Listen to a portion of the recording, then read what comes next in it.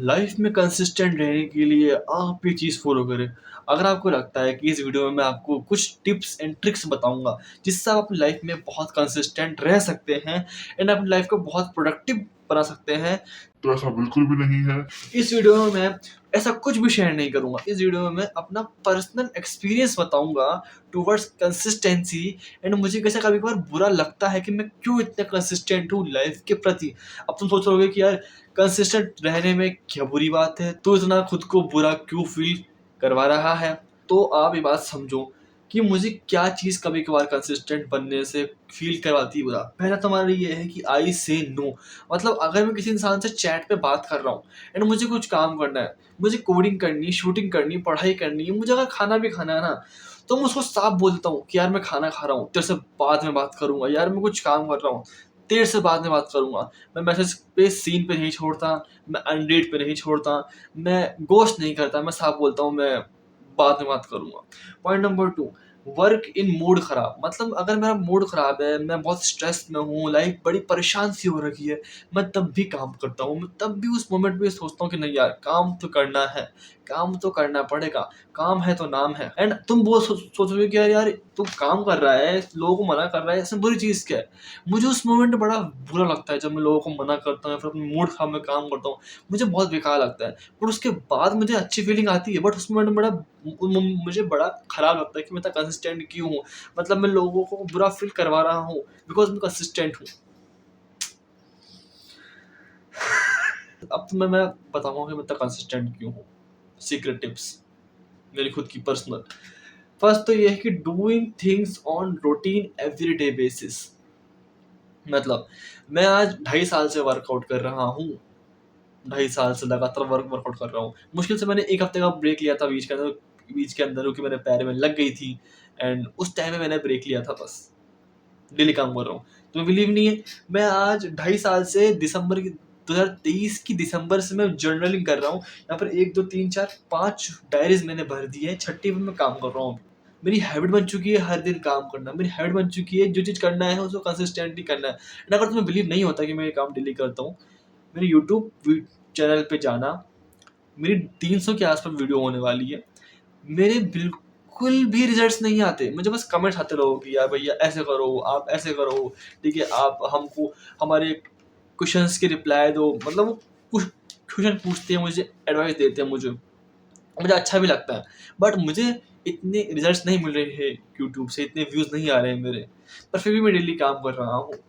Because I have a habit of doing everything on routine basis, चाहे सब results मिले या ना मिले, हम काम करते हैं काम के लिए। मुझे कमेंट आया था कि आपके व्यूज़ पक्का आएँगे एंड मैंने उसका ये रिप्लाई दिया था कि व्यूज़ से आस नहीं है, अब सिर्फ काम करने से मतलब है। Point number 2, I work for process thinking about big pictures. मैंने पहले कहा मैं काम करता हूँ बिकॉज़ मुझे प्रोसेस पसंद है। मैं अपनी लाइफ़ में बड़ी पिक्चर्स पे ज़्यादा ध्यान देता हूँ।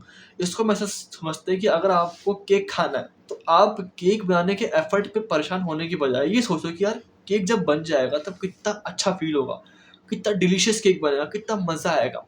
एंड आपके माइंड में पूरा वो ना एफर्ट जो थिंकिंग थी, ओवरथिंकिंग थी, पूरी कम हो जाएगी।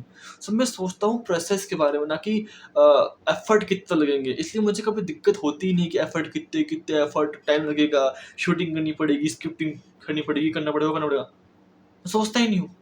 Thinking about work only, that's all. मैं सोचता हूँ कि अगर मैं वर्कआउट कर लूँगा तो ये बॉडी अच्छी बन जाएगी एंड लाइफ में मुझे हेल्प मिलेगी एंड उससे काम कर पाऊँगा मैं। समझ लो, ये चीज़ करोगे तो आपके माइंड में एफर्ट की ओवरथिंकिंग कम होगी एंड लेज़ीनेस अपना आप कम हो जाएगी।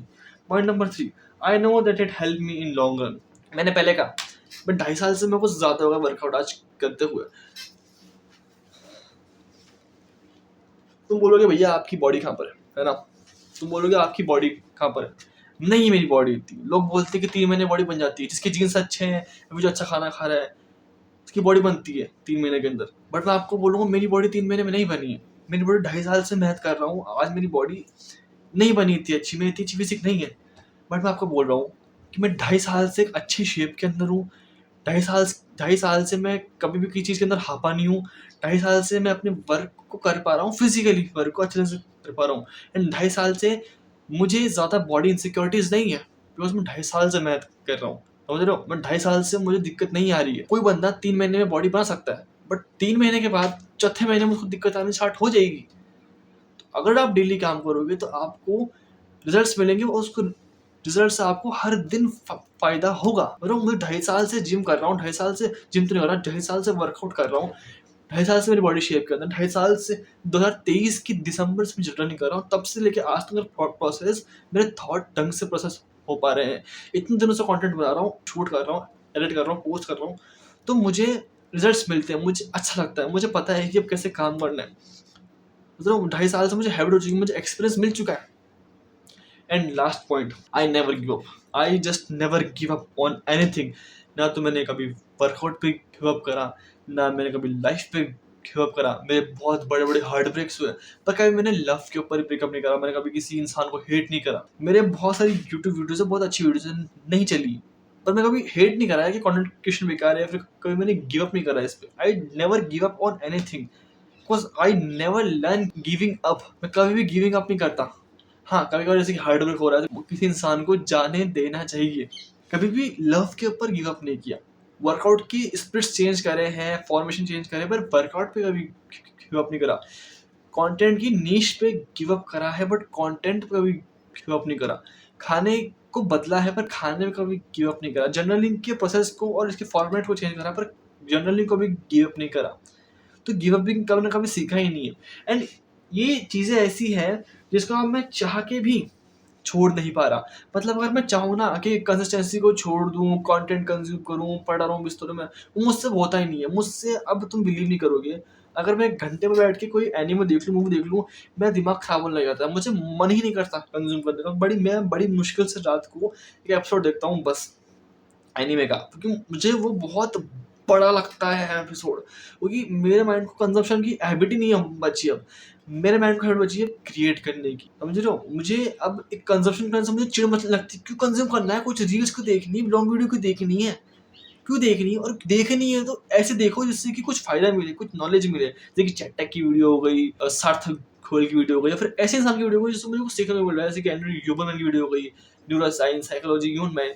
ऐसे चीप कंटेंट में देखता ही नहीं हूँ। और अब मेरा सेकंड नेचर बन चुका है being consistent, being grateful towards life. And अब मैं चाह के भी किसी को छोड़ नहीं पाता। That's why it becomes a very bad habit of me, जिसको शायद तक मैं मर से दम तक भी नहीं छोड़ पाऊंगा। सो इस वीडियो के लिए इतना ही। अगर तुम्हें वीडियो अच्छी लगी हो उसको और देखो, बार बार देखो, लोगों में शेयर करो, फैला दो उसमें आगा दो वीडियो में। अब तुमसे मिलते हैं कल, तब तक के लिए खुद से पूछे क्या, वाई।